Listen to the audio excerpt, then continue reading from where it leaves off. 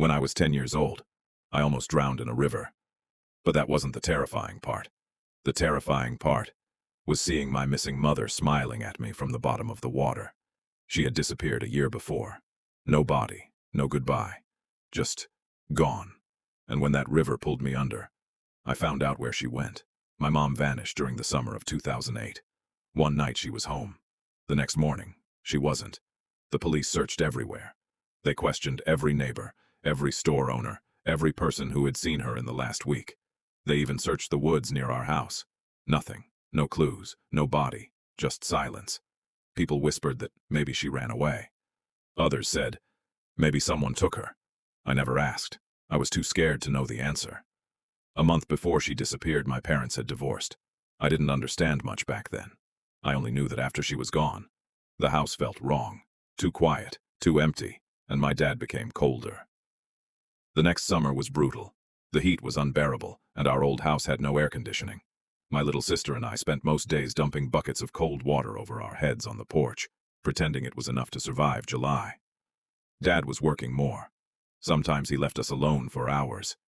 He said we were old enough. Maybe we were. Maybe we weren't. One afternoon, he told us we were going to Clover Falls. It was a river spot, hidden deep in the mountains. A place locals knew and tourists usually got lost trying to find. The drive felt endless. The leather seats burned against my skin. I remember thinking how Mom used to complain about those seats. She hated them. Dad barely talked during the drive, just kept his eyes on the road. When we got there, he gave us the usual warning. Stay away from the strong current. Stay in the side pools. Tourists drown here because they don't listen. We nodded. We'd heard it before. But I was 10, and 10-year-olds think they're invincible. The river was beautiful. Bright blue water cutting through red rocks like something from a postcard. The sun made the surface sparkle. It looked harmless. Perfect. I rushed ahead before Dad could stop me. There was a rocky drop before the riverbank. I grabbed onto a dry bush and climbed down. Behind me, Dad was helping my sister. I barely heard him shout, "Don't go too deep!" The cold water hit my feet and instantly felt like heaven. I stepped in farther, then farther. I wanted the water around me, on my skin, in my hair, everywhere. I crouched lower until the river reached my stomach. Then I moved closer to the stronger current. That's when it happened. My blue flip-flop, the one with little pineapples on it, the one Mom gave me for my birthday, started slipping off my foot. I reached down to grab it, and the river grabbed me back. 1 second, I was standing. The next, I was gone. The current yanked me so hard I didn't even have time to scream. I heard my sister scream for me. I heard Dad shouting, but the water was louder.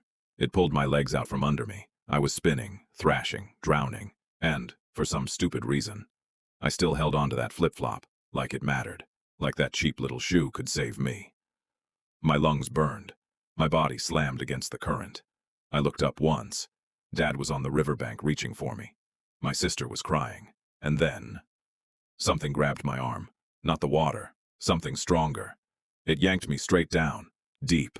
Far deeper than the river should have been. And, suddenly, everything went quiet. I opened my eyes underwater. At first, all I saw were shapes. Then I saw the faces, heads, dozens of them, lined across the riverbed like decorations. Gray skin, black teeth, eyes wide open. Too many eyes. Watching me, unblinking. Their mouths hung open too wide, like snakes unhinging their jaws. Their teeth were sharp, rotting, black like mold growing in old bathrooms. Some of them snapped at passing rocks. Some just stared, waiting, hungry.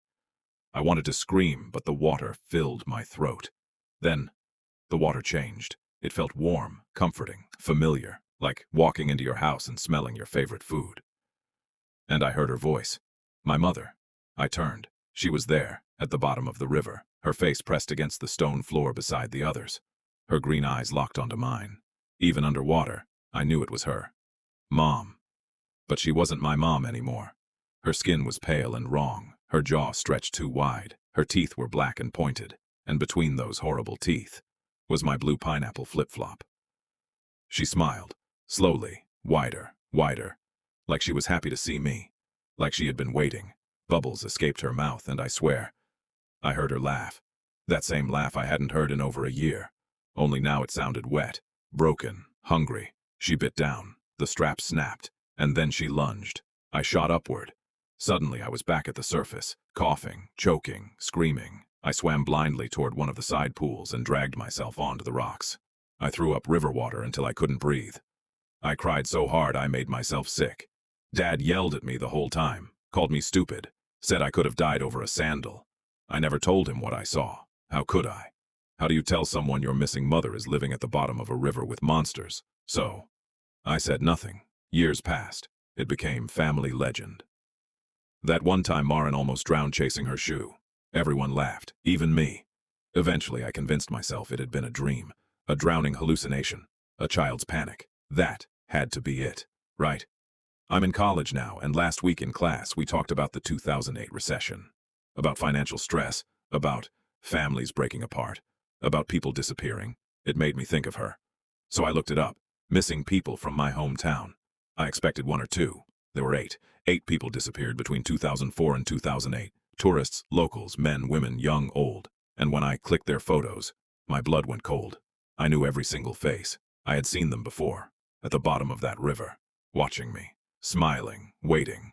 And the worst part, I think, they were waiting for me to come back.